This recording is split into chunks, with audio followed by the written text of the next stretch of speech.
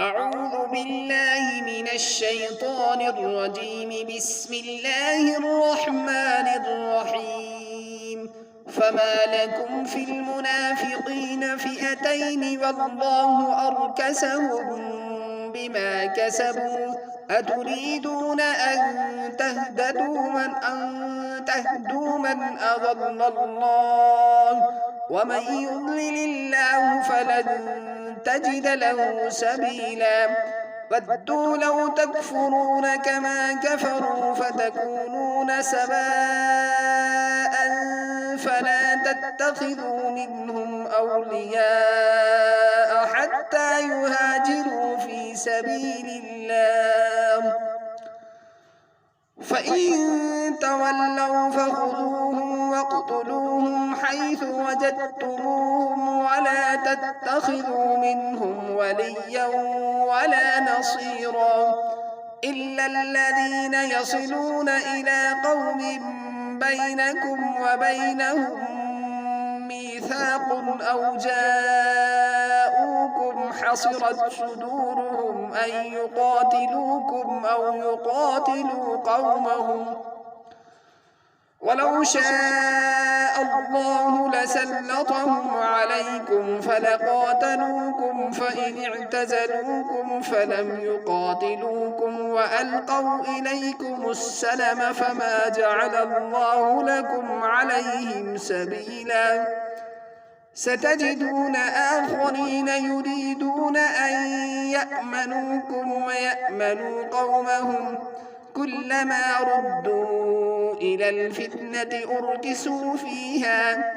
فإن لم يعتزلوكم ويلقوا إليكم السلم ويكفوا أيديهم فخذوهم واقتلوهم حيث ثقفتموهم وأولئكم جعلنا لكم عليهم سلطانا مبينا صدق اللہ العلی العظیم۔ محترم سامعین، السلام علیکم ورحمۃ اللہ وبرکاتہ۔ درس تفسیر کے سلسلہ میں آج ہم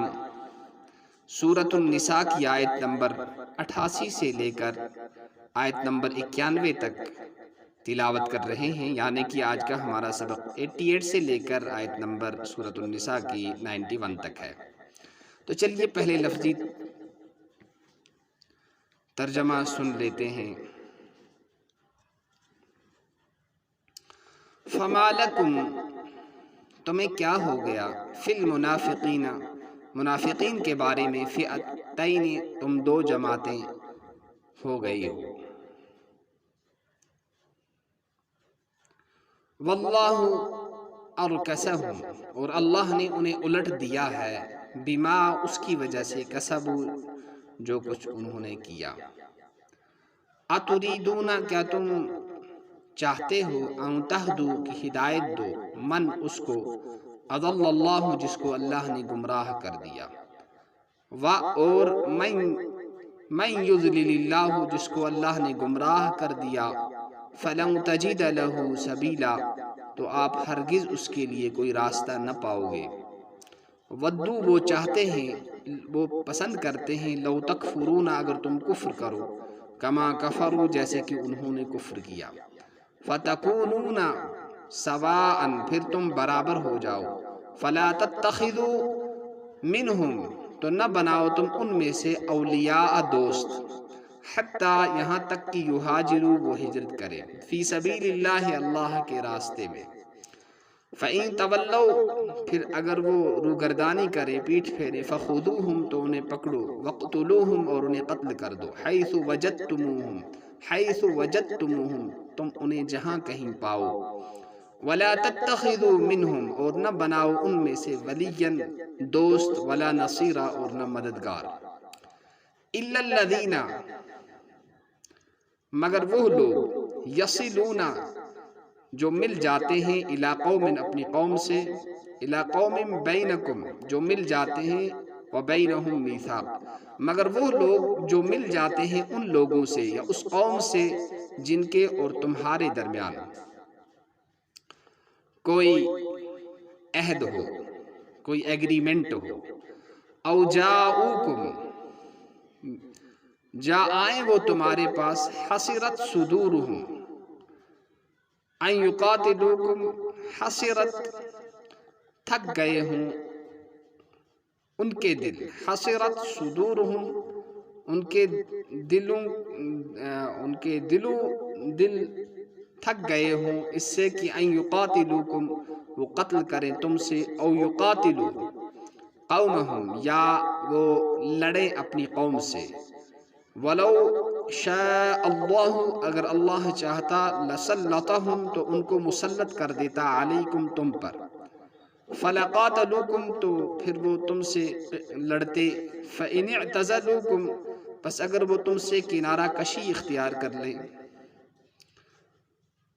فلم یقاتلوکم پھر وہ تم سے نہ لڑیں، وَأَلْقَوْا إِلَيْكُمُ السَّلَمَ اور وہ صلح پیش کریں تمہاری طرف، فما جعل اللہ تو نہیں بنایا ہے اللہ تعالیٰ نے تمہارے لیے، لکم تمہارے لیے، علیہم ان پر، سبیلا کوئی راستہ، ستجدون ان قریب آپ پاؤ گے، آخرین دوسرے قسم کے لوگوں کو، یریدون وہ چاہتے ہیں، ان یأمنوکم کہ تمہارے ساتھ امن کے ساتھ رہیں، ویأمنوا قومہم اور اپنی قوم کے ساتھ بھی امن کے ساتھ رہیں، امن سے رہیں، چین اور سکھ سے رہیں، شانتی سے رہیں، کلما ردو جب انہیں لوٹایا جاتا ہے، الی الفتنۃ فتنہ کی طرف، ارکسوا فیہا تو وہ اس میں الٹے پڑ جاتے ہیں، فإن لم پس اگر نہ، یعتزلوکم وہ تم سے کنارہ کشی نہ کریں تمہارے ساتھ، فإن لم یعتزلوکم اگر تم سے وہ ایک طرف نہ ہوں، کنارہ کشی اختیار نہ کریں، ویلقوا الیکم السلم اور تمہارے سامنے صلح پیش کریں، وَيَكُفُّوا أَيْدِيَهُمْ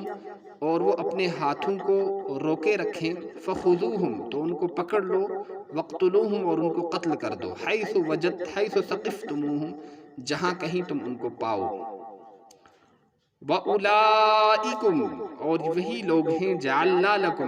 جعلنا بنایا ہے ہم نے، لکم تمہارے لیے، علیہم ان کے خلاف، سلطانا مبینہ واضح اختیار۔ تو یہ ان کا سامعین لفظی ترجمہ تھا۔ اب ذرا ان آیتوں کا مفہوم سمجھ لیجئے۔ پہلی آیت کا مفہوم یہ ہے کہ منافقوں کے بارے میں تم کیوں آپس میں اختلاف کر رہے ہو؟ یعنی اختلاف یہ ہے کہ دیکھو ان کے ساتھ ایسا کریں گا، یہ ہدایت میں آ جائیں گے، اسلام میں آ جائیں گے اور اسلام قبول کر لیں گے اور مسلمان بن لیں گے۔ تو اس کا جواب مسلمانوں کو یہ ہے کہ دیکھیے تم زبردستی تو کسی کے دل میں ایمان کو ڈال نہیں سکتے ہو، ایمان کی توفیق دینے والا اور ایمان پر چلنے کا شوق دینے والے جو ہیں وہ اللہ تعالیٰ ہیں، اور وہی ایمان کی توفیق دیتے ہیں۔ تم خواہ ان کے بارے میں زبردستی سے ان کو اسلام کی طرف لانا چاہو، یعنی تم کچھ کہو کہ ان کے ساتھ ایسا کریں، کچھ کہو کہ نہیں ایسا کریں، کچھ کہیں کہ منافقین اچھے ہیں، کچھ کہیں برے ہیں، اور جو برے ہیں تو وہ تو کہیں گے بہرحال برے ہیں ہی یہ، اور جو کہیں اچھے ہیں تو ان کا یہ مقصود ہو کہ یہ اسلام میں داخل ہو جائیں گے، مسلمان بن جائیں گے۔ ایسا کچھ بھی نہیں ہے۔ اس سے جو ہے مسلمانوں کو اس وقت میں رسول اللہ صلی اللہ علیہ وسلم کے دور میں آگاہ کیا گیا، کیونکہ وحی چل رہی تھی اور وحی نازل ہو رہی تھی، اللہ کی طرف سے احکام نازل ہو رہے تھے،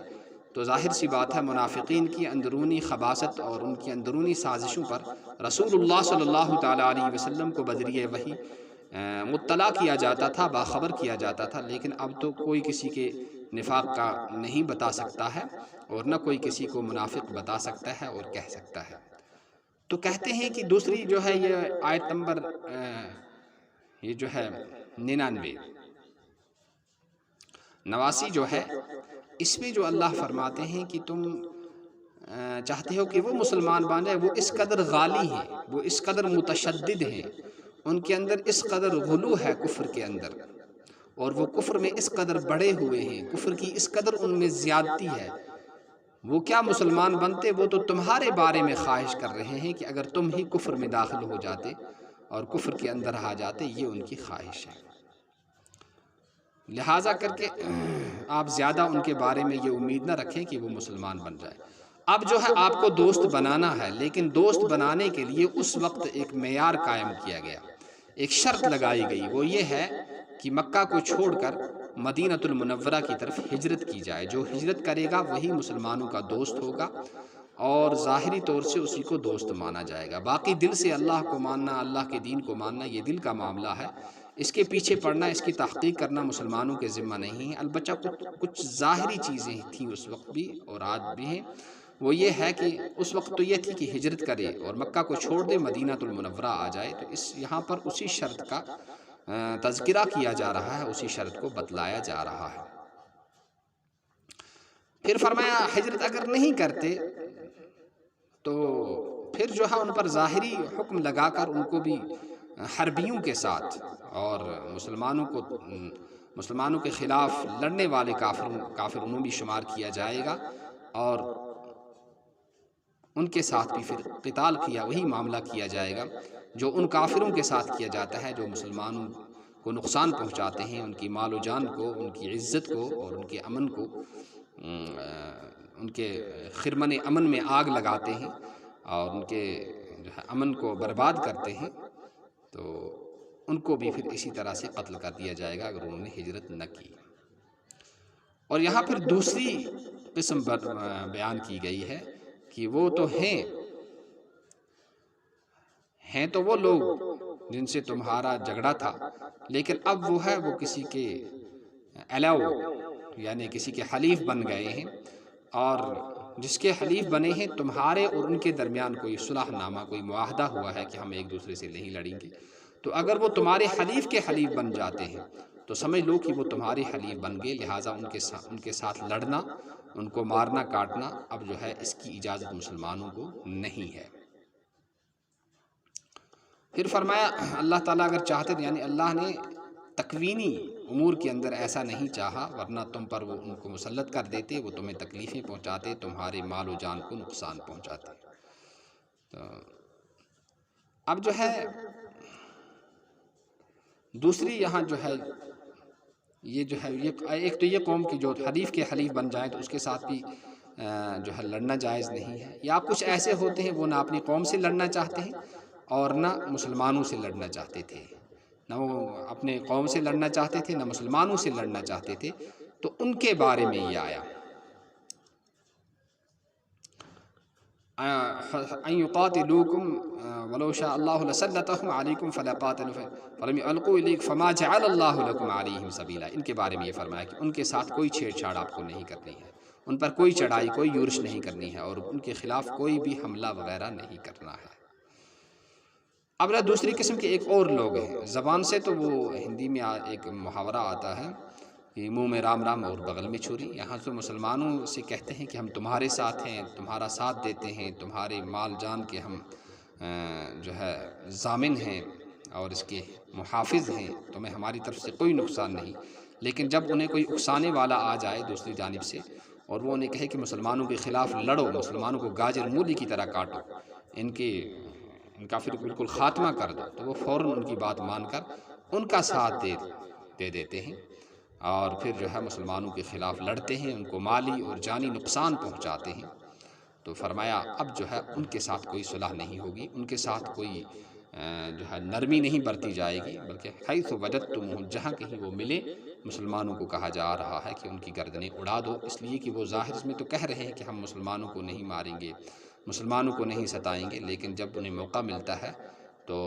جو ہے وہ موقع سے بھرپور فائدہ اٹھاتے ہیں، اور بھی کسی بھی قسم کا ان کے پاس کسی بھی قسم مسلمانوں کے تئیں، مسلمانوں کے لیے کسی بھی قسم کا کوئی پاس و لحاظ اور کوئی نرمی نہیں ہوتی، اور کوئی بھی دل کا گوشہ ان کا مسلمانوں کے لیے نہیں رہتا، بلکہ بالکل مسلمانوں کے خلاف آگ بگولے ہو جاتے ہیں اور ہر طرح سے مسلمانوں کو نقصان پہنچانے کی کوشش کرتے ہیں۔ وَجَعَلْنَا اولئک جعلنا لکم کہ بالکل ہم نے ان کے خلاف آپ کو کیا دیا ہے، کھلا اختیار دیا ہے۔ یہ سلطان کے جو ہے قرآن پاک میں دو معنی آتے ہیں، ایک آتے ہیں دلیل کے، دوسرے آتے ہیں اختیار کے، اختیار اور طاقت کے۔ تو یہاں پر یہی معنی ہے کہ طاقت اور اختیار دے رکھا ہے کہ جو تمہیں مارے تم بھی اس کو مارو، جو تم سے صلح کرے تم بھی اس سے صلح رکھو. ایسا نہیں کہ ہم لڑتے رہیں جھگڑتے رہیں، ایسا نہیں کہ ہم ہمیشہ لڑتے رہیں اور جو ہے ہر ایک سے لڑیں. پھر تو ایسا تو انسان حتیٰ کہ حیوان بھی ماننے کے لیے تیار نہیں ہے. ہاں جو ہم سے لڑے تو پھر جو ہے ہمیں بھی چپ کر کے اور خاموش بیٹھنے کی جو ہے عادت نہیں رکھنی چاہیے. ہمیں بھی مستعد ہو جانا چاہیے اور اپنا بھرپور دفاع کرنا چاہیے، اور جو ہمیں آنکھیں دکھائے ہم بھی اس سے آنکھیں دکھائیں، اور اس کے پاس جو طاقت ہے اس طاقت کا ہم بھی بھرپور انتظام کریں اور پوری طرح سے اس کے ساتھ لڑنے اور اس کو